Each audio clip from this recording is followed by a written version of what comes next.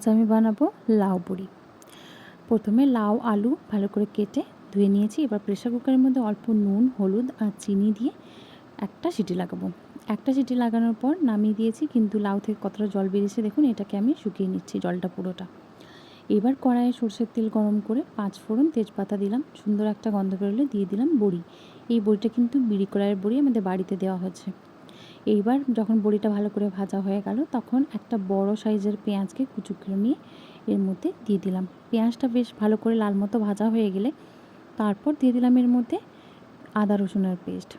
এরপর এর মধ্যে একটা টমেটো দিয়ে দিলাম কেটে, আর অল্প একটুখানি হলুদ, জিরে গুঁড়ো, কাশ্মীরি লাল লঙ্কার গুঁড়ো দিয়ে ভালো করে কষিয়ে নিলাম।